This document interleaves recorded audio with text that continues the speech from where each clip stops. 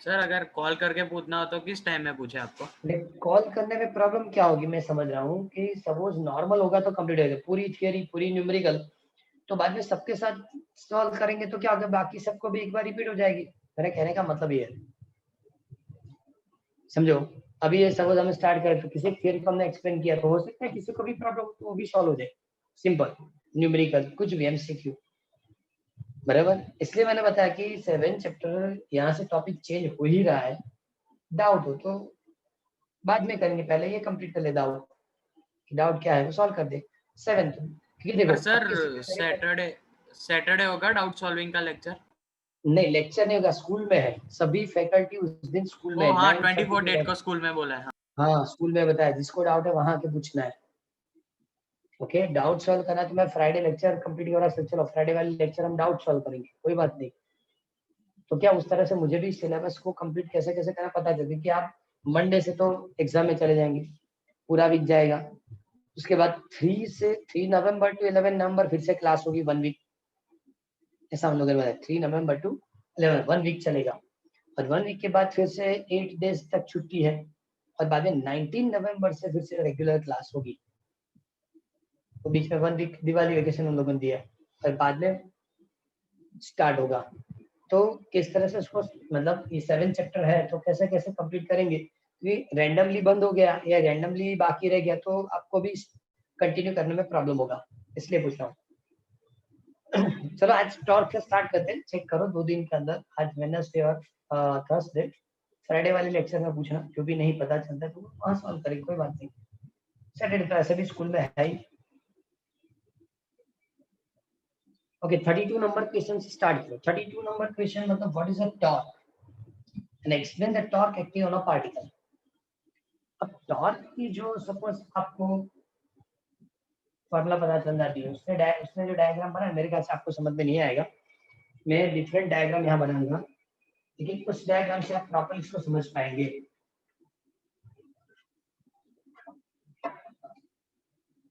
Just a minute.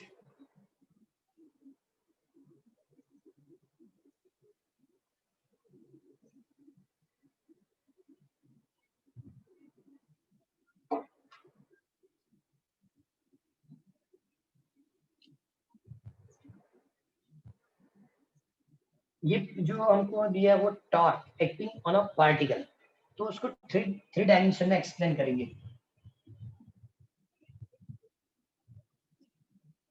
Three dimension के अंदर ये एक्स, ये वाई और जेड इस तरह से ड्रॉ करेंगे। ओके, और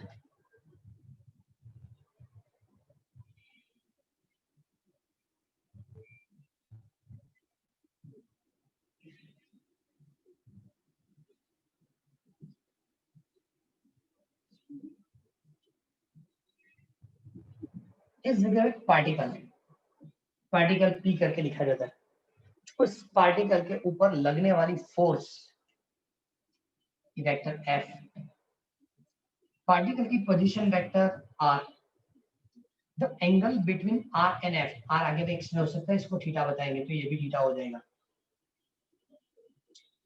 आर एंड एफ। फिर से एक्सप्लेन कर रहा हूं, इन 3 dimension, single particle at point P. The force acting on a particle is a vector F. Vector F. Okay. The position vector of a particle with respect to origin is OP equal to vector R.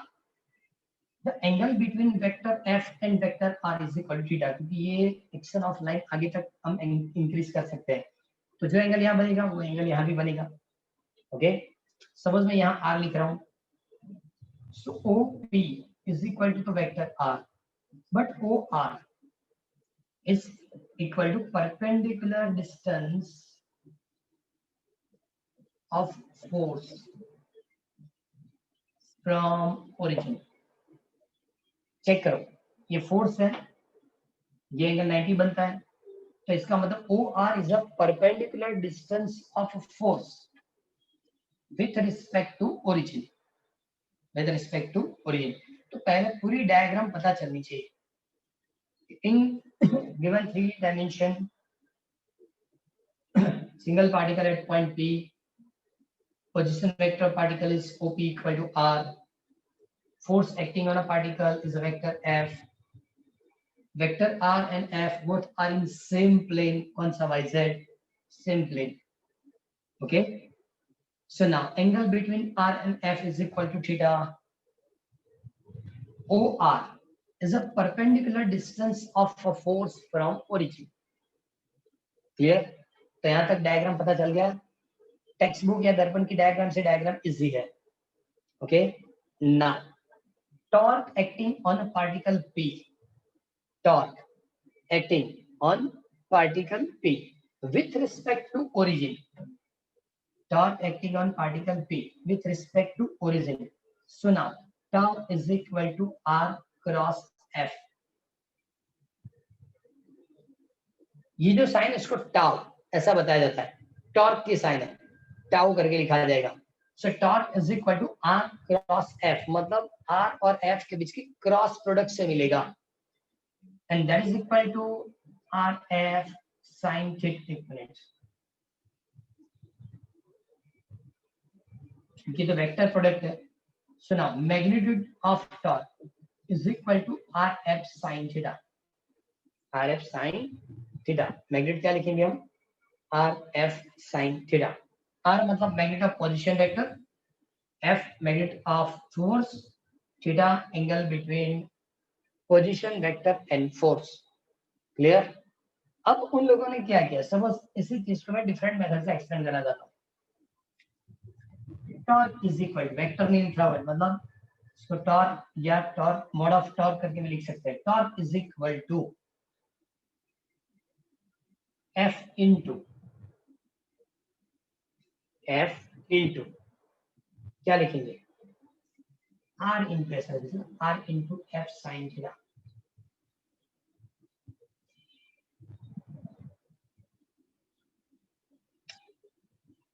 एक minute, simple method से explain करते हैं.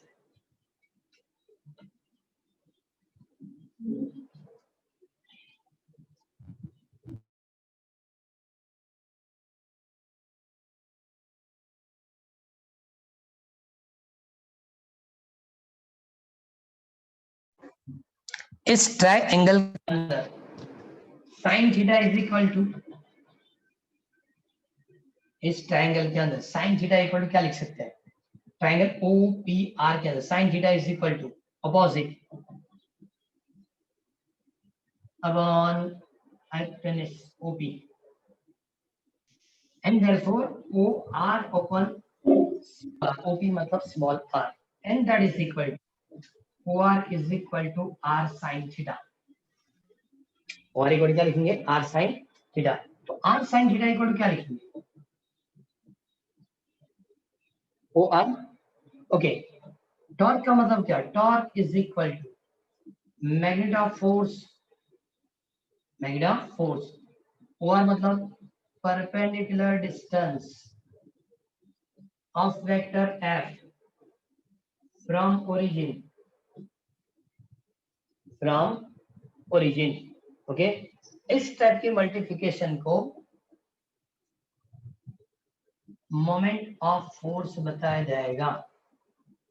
फिर से बता रहा हूं, किसी भी फिजिकल क्वांटिटी की मैग्नीट्यूड और परपेंडिकुलर डिस्टेंस फ्रॉम ओरिजिन, जो यहां लिखा वो यहां होना चाहिए, फोर्स की magnitude. So perpendicular distance of force from origin, इस मल्टीप्लिकेशन को मोमेंट ऑफ फोर्स बताया जाएगा. क्या, मोमेंट ऑफ फोर्स. सपोज मैंने मोमेंटम रखा, magnitude of momentum, perpendicular distance of momentum, तो क्या लिखेंगे, मोमेंट ऑफ मोमेंटम ऐसा लिखा जाएगा. मतलब एक एग्जांपल दे रहा हूं, किसी भी फिजिकल क्वांटिटी की मैग्नीट्यूड और परपेंडिकुलर डिस्टेंस फ्रॉम ओरिजिन, इस मल्टीप्लिकेशन को मोमेंट ऑफ ऐसा लिखा जाएगा. तो किसके लिए कैलकुलेट किया मैंने, फोर्स के लिए. ये कैलकुलेशन किसके लिए की मैंने, फोर्स के लिए. तो इसको मोमेंट ऑफ फोर्स बताया जाएगा. मतलब टॉर्क के लिए हम दो वर्ड यूज कर सकते हैं, एक तो टॉर्क और सेकंड मोमेंट ऑफ फोर्स. ये क्या लिख सकते हैं, टॉर्क. हेलो, एक लिखेंगे टॉर्क, सेकंड लिखेंगे मोमेंट ऑफ फोर्स. तो इतनी एक्सप्लेनेशन उन लोगों ने वहां दी है. लेकिन मैं उसकी यूनिट डायमेंशनल फॉर्मूला सब कुछ बताऊं तो पता चलेगा। इससे टॉर्क इज इक्वल टू, यहाँ लिख देते चलो, torque equal to are F sine theta. Are मतलब पोजीशन वेक्टर, इसका मतलब मीटर, फोर्स की यूनिट न्यूटन, तो इसको न्यूटन मीटर लिख सकते हैं। ये न्यूटन मीटर वाली यूनिट तो पहले भी लिखी थी हमने, न्यूटन इंटू मीटर। ये कौन सी यूनिट है?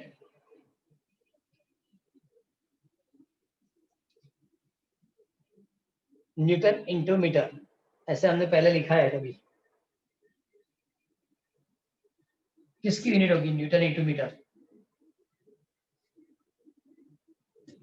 याद है?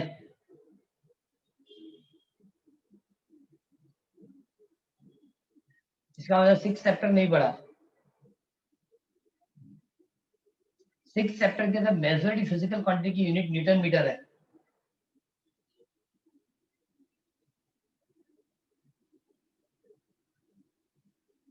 न्यूटन इंटू मीटर किसकी यूनिट होगी? Sir surface tension. नहीं, न्यूटन अपॉन मीटर है। Surface tension newton upon metre है। टॉर्क। किसकी? टॉर्क तो मैं तो लिख रहा हूँ ना, टॉर्क तो मैं लिख रहा हूँ, अनदर फिजिकल क्वांटिटी। टॉर्क के लिए तो मैंने न्यूटन मीटर लिखा ही। मैं ये पूछ रहा हूँ कि आगे कहीं भी हमने ऐसा कुछ पढ़ा था कि जिसकी यूनिट न्यूटन मीटर थी? Sir pressure energy. प्रेशर और एनर्जी दोनों डिफरेंट है। सर मतलब pressure newton upon metre square, force. Force तो न्यूटन ओनली।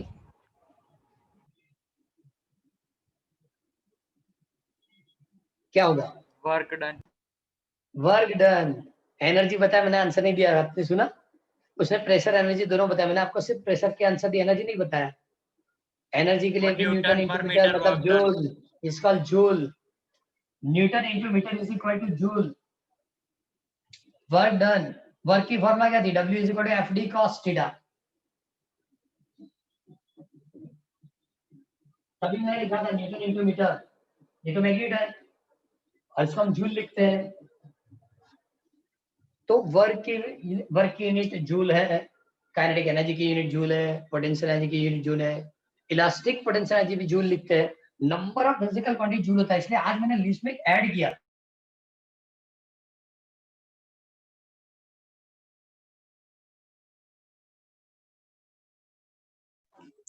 टॉर्क की यूनिट भी ओके। तो अब डिफरेंस की बात करें कि W is equal to F d cos था, ये कौन सी प्रोडक्ट हुई? वेक्टर या scalar? W is equal to F d cos theta, ये कौन सी प्रोडक्ट हुई? वेक्टर या स्केलर?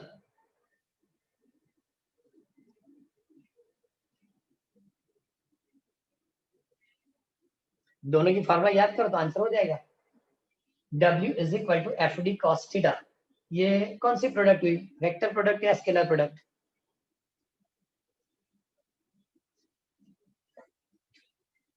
आपके पास आंसर बोर्ड पे लिखा फिर भी आप सोच रहे हैं। समझो कि वेक्टर प्रोडक्ट होता तो ये वाली फार्मूला होती, तो साइन थीटा आता है, वहां क्या मिला? Cos theta. मतलब कौन सी product? Dot product. Dot product A dot B equal to A B cos theta, मतलब ये डॉट प्रोडक्ट से मिलता है, तो मतलब ये स्केलर फिजिकल क्वांटिटी है। ये क्रॉस प्रोडक्ट से मिलता है, मतलब वो वेक्टर फिजिकल क्वांटिटी है। तो इसका मतलब वो एमसीक्यू क्वेश्चन पूछेंगे। तो unit of torque and work both are same, so what is the difference between work and torque? समझ में आ रहा है मैं क्या बता रहा हूँ? The unit of work and torque both are same. So what is the difference between work and torque? So work is a scalar physical quantity, but torque is a vector physical quantity. दोनों की unit equal है, newton metre joule. Dimension formula याद है joule के लिए?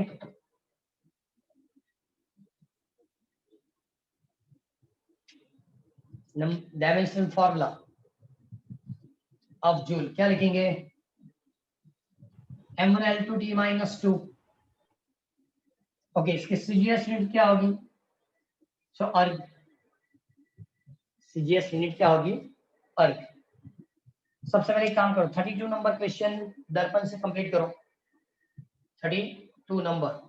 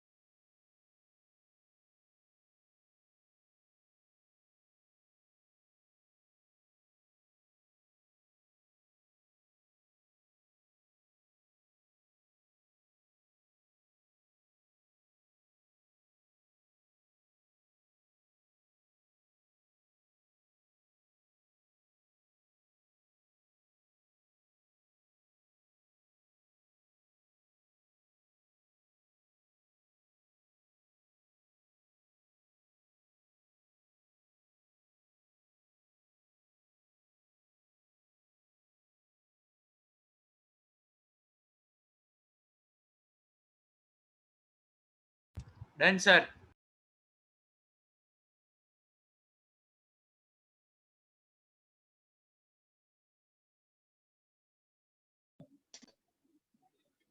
इस topic से जो क्वेश्चन करेंगे, ओके, इस क्वेश्चन का मतलब ऐसा रहता है कि torque depend only R F theta, ऐसा नहीं है, तीनों पे डिपेंडेंट है।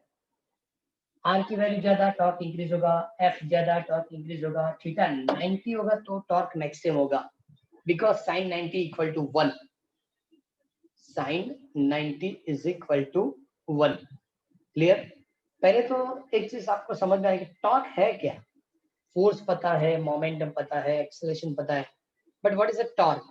Torque is a multiplication of position vector and force, position vector and force. लेकिन ऐसा नहीं पता चलेगा, एग्जांपल से सॉल्व करेंगे तो इसमें ज्यादा क्लियर आप समझ पाएंगे। किसी भी डोर को आप ओपन करेंगे, डोर को तो आप फोर्स देंगे, एज पर एग्जांपल कि ये डोर ऐसे ओपन करना है तो आपने यहाँ से फोर्स दिया है, इससे परपेंडिकुलर, ओके, तो ये इसकी रोटेशनल एक्सिस है, जैसे ऐसे रोटेट होगा, ओके, मतलब डोर जो है वो रोटेशनल मोशन करता है with respect to this axis, okay, इससे वो क्या करता है, रोटेशनल मोशन करता है। तो मतलब आपने जो फोर्स अप्लाई किया वो फोर्स टॉर्क में कन्वर्ट होता है, और जब तक टॉर्क नहीं लगता ऑब्जेक्ट कभी रोटेशनल मोशन नहीं करती। फोर्स लगने से जो मोशन होती है वो लीनियर मोशन होती है, ओके, सेंट्रीपिटल फोर्स लगने से जो मोशन होती है वो सर्कुलर मोशन होती है। सिमिलरली टॉर्क लगने से जो मोशन होगी वो रोटेशनल मोशन होगी। लेकिन torque depend on R F and theta. अब पूरे एग्जांपल के साथ आप पता चला कि जो डोर ओपन होता है और इसके लिए डोर ओपन करने के जो फोर्स लगा है तो फोर्स टॉर्क में कन्वर्ट हो जाता है। ये इसकी रोटेशनल एक्सिस है, ये इसकी रोटेशनल एक्सिस है। हैंडल सामने रखा जाता है, हैंडल कहाँ रखेंगे, सामने, तो मतलब ये रोटेशनल एक्सिस, हैंडल सामने है, तो ये डिस्टेंस जो है वो पोजीशन वेक्टर आर है। वो क्या है, पोजीशन वेक्टर आर। सबसे पहले तो क्या करते हैं, जो फोर्स लगाएंगे इसी डायरेक्शन में लगाएंगे। इस डायरेक्शन में फोर्स लगाने का मतलब क्या है, पोजीशन वेक्टर आर और F both are perpendicular and therefore theta equal to 90, and theta equal to 90 का मतलब क्या होगा, टॉर्क मैक्सिमम होगा। जब भी डोर ओपन करना है हमेशा परपेंडिकुलरली फोर्स देते हैं, और जब फोर्स परपेंडिकुलर हम देंगे तो always theta is equal to 90, sine 90 equal to 1, torque maximum मिलेगा। लेकिन कभी आपने यहां से धक्का देके चेक किया, जब सामने से धक्का देंगे तो ये पोजीशन वेक्टर और ये force both are in opposite direction, theta is equal to 180 and sine 180 equal to, what is the value of sine 180? -1 नहीं, cos 180 से -1, sin 180 0, sin 180 0, ये 0 हो जाएगा मतलब पूरी टॉर्क 0 हो जाएगी। आप किसी भी डोर को यहाँ से धक्का देंगे कभी ओपन नहीं होगा, यहाँ से डायरेक्टली जिस डायरेक्शन में डोर है सामने धक्का दो, ओपन नहीं होगा। इसलिए theta is equal to 180।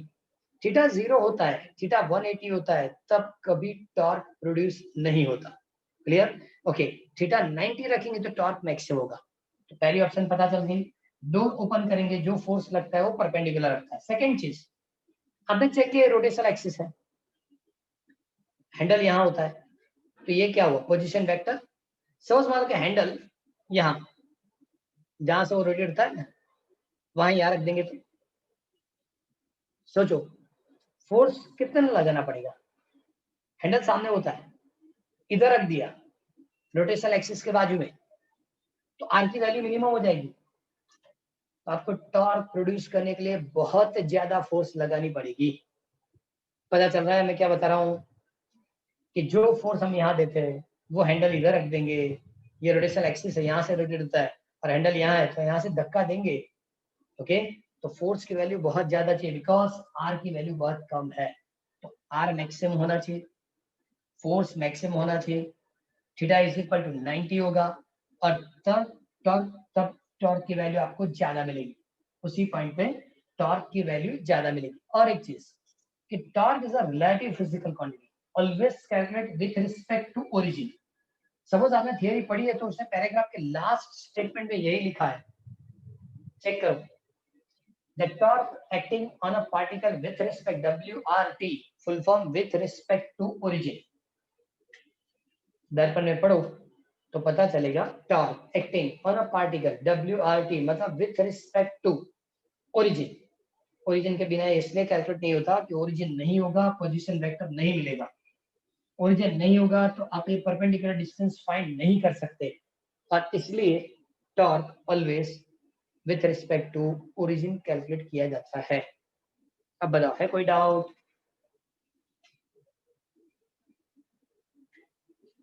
Torque वाली क्वेश्चन समझने में कोई डाउट है?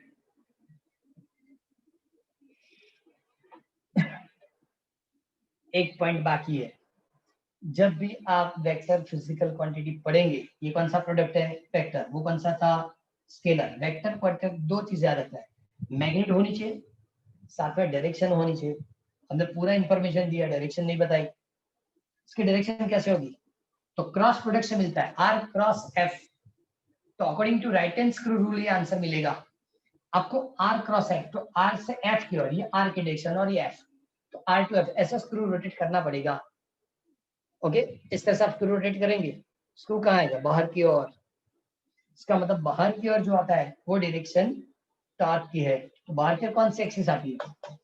एक्स एक्सिस, क्योंकि ये वाई, ये जेड, एक्स यहाँ आएगा।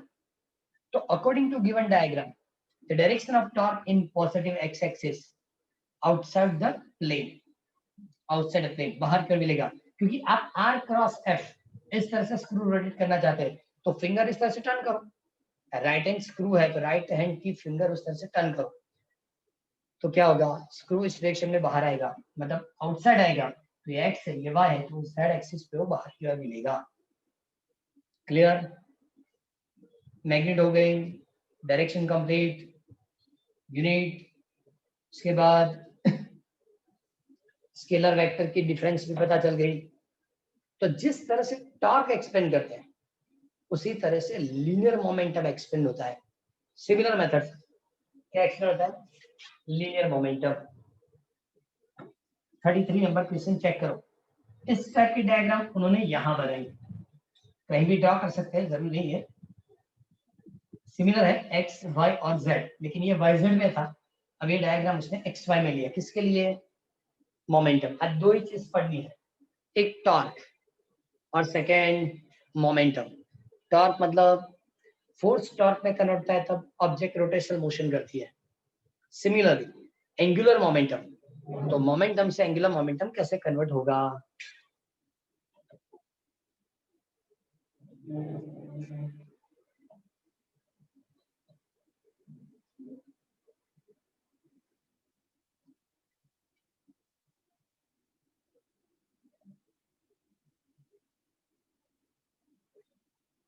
ओके, एक्सेस के हिसाब से वही एक्स वाई जेड रखेंगे, एक्सिस के हिसाब से वही एक्स वाई और जेड। सपोज ये मोमेंटम है,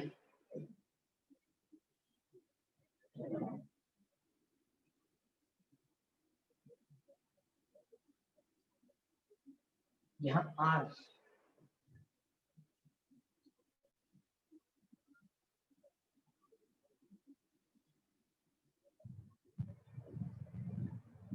in x y z मतलब in 3 dimension single particle at point q, position vector of particle is r and the velocity of particle is v in this direction।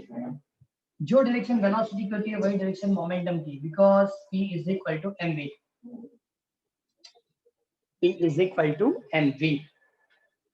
पता चल रहा है? in 3 dimension, okay, single particle at point q, the position vector from origin of particle q is vector r and the velocity of particle is v and therefore momentum also in this direction। clear? फिर से यहाँ लिखेंगे OQ is equal to vector r, OR is equal to perpendicular distance of vector p मतलब momentum from origin, perpendicular distance of vector p, vector p मतलब यही, ये v बताओ या p, यही वेक्टर है, ओके, ये परपेंडिकुलर डिस्टेंस फ्रॉम ओरिजिन। तो उतना फिर से उन्होंने एक्सप्लेन करके दिया है, चेक करो, डायग्राम पूरा मिलेगा। In figure q is a particle of mass m, having a position vector OQ, position vector OQ is equal to r in Cartesian coordinate system। v is a linear velocity of a particle and so that its linear momentum is equal to mv। The direction of velocity and momentum both are same, okay, because कैसा लिखेंगे, mass is a scalar physical quantity, तो velocity की जो direction है वही momentum की direction होगी, okay। Now the angle between position vector and momentum, position vector and momentum, angle क्या होगा, theta, so this angle also theta, okay। इतनी एक्सप्लेनेशन के बाद वो स्टेटमेंट लिखना है, the angular momentum of particle with respect to origin m is equal to r cross p। पहले कौन सी थ्योरी पढ़ी थी, टॉर्क के लिए, so torque is equal to r cross f।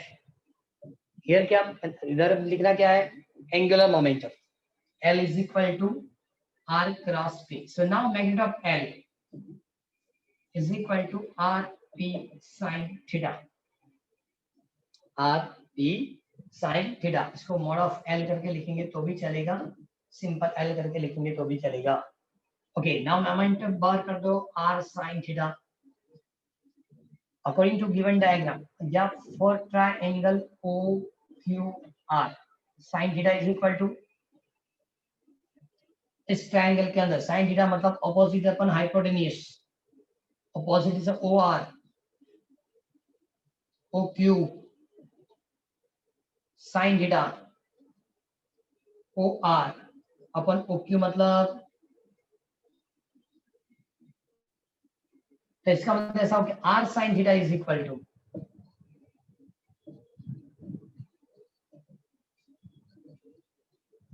R sin theta is equal to OR। So now angular momentum L is equal to P into OR and therefore L is P मतलब the magnitude of P, OR perpendicular distance of vector P from origin। तो आगे theory में बताया था, किसी भी physical quantity magnitude और उसकी परपेंडिकुलर डिस्टेंस फ्रॉम ओरिजिन, तो इसको क्या बताएंगे, मोमेंट ऑफ मोमेंटम, क्या लिखेंगे, मोमेंट ऑफ मोमेंटम, या इसको एंगुलर मोमेंटम, दो वर्ड से इसको कंप्लीट कर सकते। एक होगा एंगुलर मोमेंटम और सेकंड बताएंगे moment of momentum. Clear? Okay, यहां से इसकी यूनिट डायमेंशन फॉर्मूला भी कंप्लीट कर दें। आर मतलब मीटर, लीनियर मोमेंटम की यूनिट क्या थी? लीनियर मोमेंटम पी की यूनिट क्या होती है?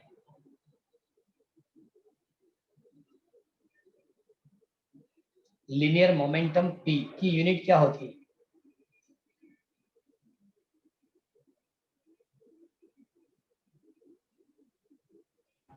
डायग्राम से मिलेगा। पी की फॉर्मूला क्या है? m into V. तो मास मतलब केजी, वेलोसिटी मतलब मीटर पर सेकेंड, तो KG metre square second raise to -1। Okay, या इसको जूल इंटू सेकेंड लिख सकते हैं। अब समझो आप नॉर्मल यूनिट प्रॉपर्ली आंसर नहीं दे पाएंगे तो उस टाइप की यूनिट कैसे पता चलेगी? सपोज एग्जाम में पूछा जूल इंटू सेकेंड किसकी यूनिट है, तो पता ही नहीं चलेगा, क्योंकि नॉर्मल किसका मतलब आपको फॉर्मूला पता है, P is equal to m into v, K G into metre पर second is the unit of momentum. Okay, और m पोजीशन वेक्टर मतलब metre, so K G metre square second raise to -1, या इसको क्या लिखेंगे? Joule into second. In dimension formula m1 L2 T-1, m1 L2 T-1। Clear? तो 33 number question complete करो और उसके नीचे important information about the angular momentum वो भी पढ़ लेना, क्योंकि जहां जहां इस टाइप की फॉर्मूला आती है तो डिफरेंट थीटा के लिए क्या एंगल मतलब वैल्यू होगी वो भी लिख के देंगे। थीटा 0 0, थीटा 180 वो भी 0, 90 होगा तो मैक्सिमम, साइन 0 0, साइन 180 0, साइन 90 होगा तो value maximum. Clear? 33 number question पढ़ लो।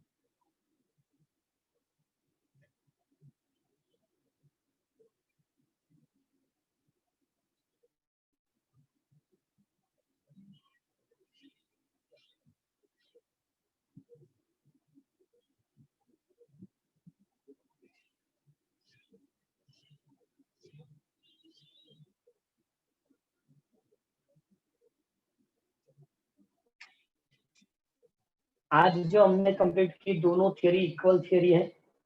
पहले R क्रॉस F था, मतलब moment of force R cross P है मोमेंट ऑफ मोमेंटम, लेकिन फर्स्ट वाली थियरी टॉर्क थी और ये है angular momentum. Unit dimensional formula पूरा कंप्लीट कर देना है।